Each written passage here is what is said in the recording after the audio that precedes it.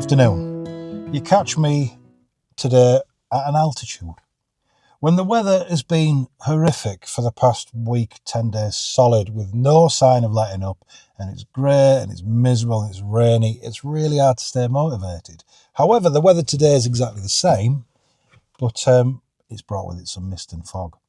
So what do you do when it's miserable, grey, rainy and windy, but there's a touch of fog? You go get your camera and you go and do high resolution shots of famous local landmarks, because it's not really worth doing anything else at the minute. The place I'm bringing you today, it's very famous where I live. It's called Castlehill. I was hoping to do it on better weather because there's some pretty fascinating history with it. But I'm going to take it out, do some high resolution shots. Might do them high key, might do them low key. But either way, we'll get them in post and see what we're going to do with them. But it's a beautiful spot. Come with and bear with me if the audio's terrible because the wind is strong.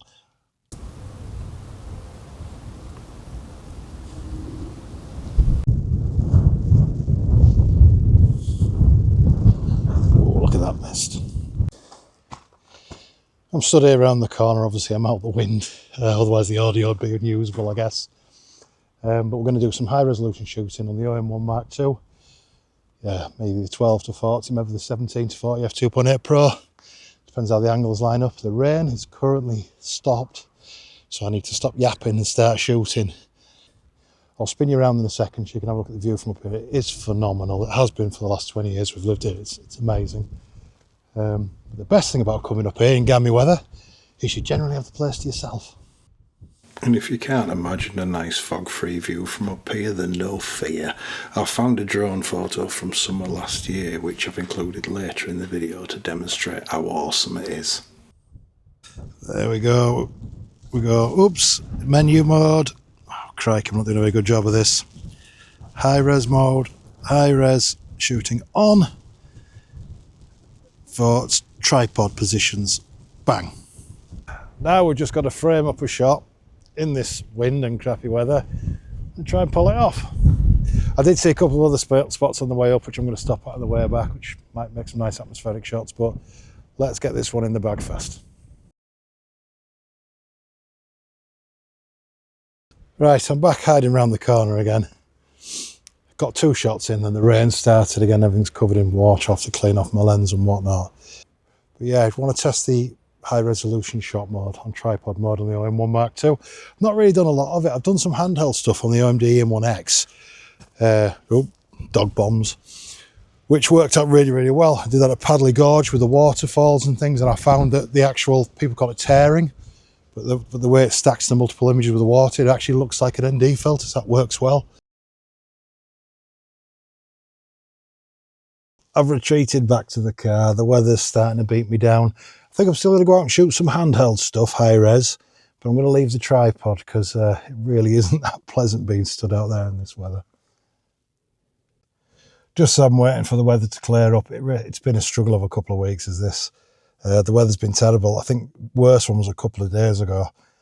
I went out, there was nothing going on, and then all the fog cleared and it was all grey and there was just nothing, and I started cursing and I came home. And I put my camera back down in the living room in a mood, and then the sky just exploded into the most gorgeous sunset ever. It was kind of lay on the sofa and scream into a cushion for an hour. That kind of material. I think I've still got some B-roll I can share with you. I've literally just driven back from this. How utterly unfair. I wanted to bring you back up here, honestly, on a drier day. There's some interesting history with it. I'd like to show you some drone footage from it. What I normally do is put the pictures on as we go through. If I take some snaps, I might do that as well. But with the handheld high-res shots and the tripod-mounted high-res shots, I'm going to put them on at the end, and I'm going to leave them on for a little bit longer than I normally do. Just if any of you folks are interested in how the high-resolution mode kind of produces image and renders them, it'll give you a bit more time to kind of look at them, zoom in and scrutinise them. Like I say, these aren't Pulitzer-winning pictures. They're just images of local landmarks. Mainly, if I'm being honest, for my albums, for when I moved from here. I just remember where it was. But I thought it'd be quite an interesting little experiment to share. Right, here we go. Switch her on. Go menu, high res handheld. Let's go see what this does.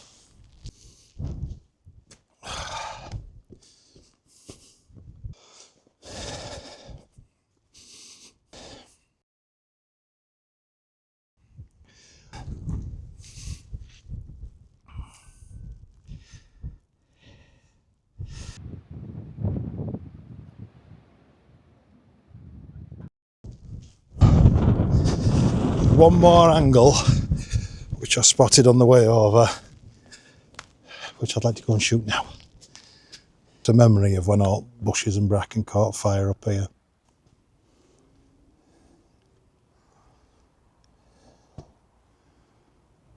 I remember I was sat at home and you could see the glow from our terrace. Terrible.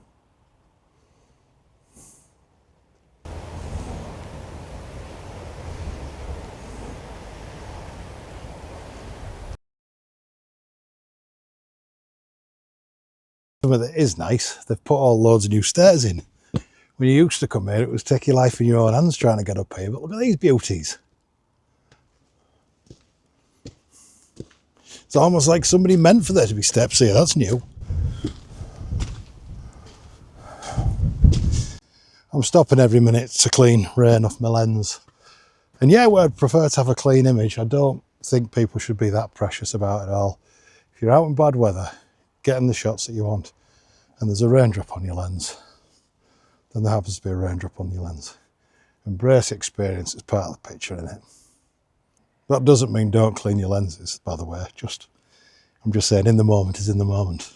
And one of the beauties, these little Micro Four Third cameras, as I've said before, is their inbuilt stabilisation. It's phenomenal. I think it's 8.5 stops, something like that, on the new OM1 Mark II.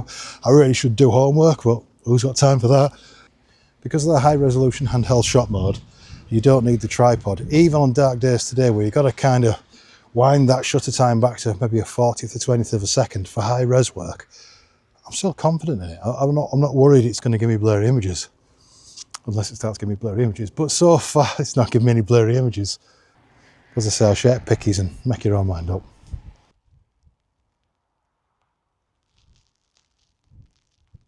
I think I alluded to it before. I want to bring it back up here in better weather, try and do a better job of this, because there is some interesting history with this. However, for me, I think the most interesting part of history is what was stood on here. This old hill has been here since the Mesolithic era. So that would be, hopefully you can hear me with this wind, but that would be from 8000 BC to about 4500 BC. So this hill has a lot more history than that tower there.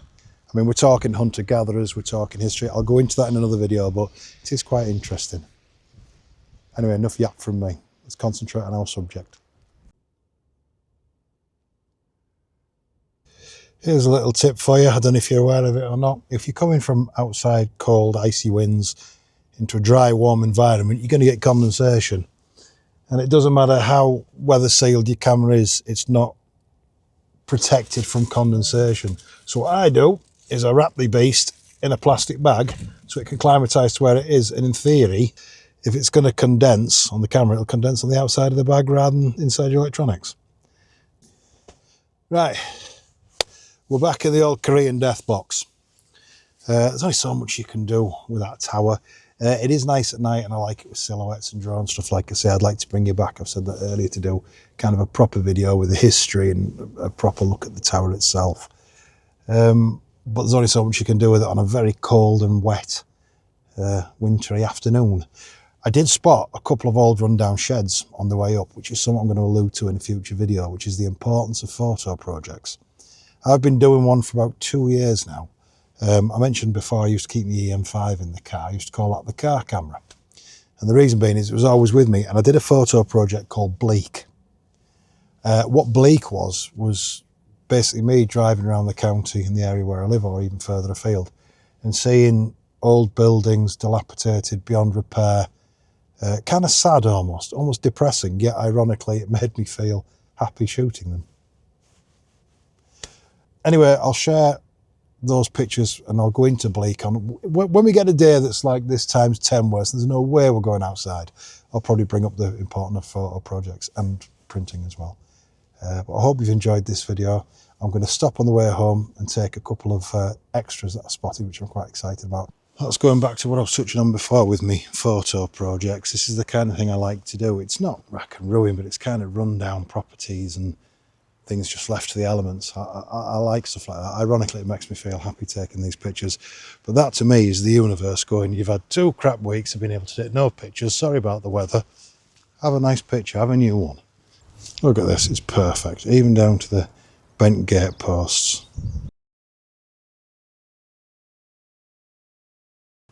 Thank you, universe. Thank you ever so much for subscribing and coming along. Hope you've enjoyed it. We will be coming back here, so stay tuned. Thank you.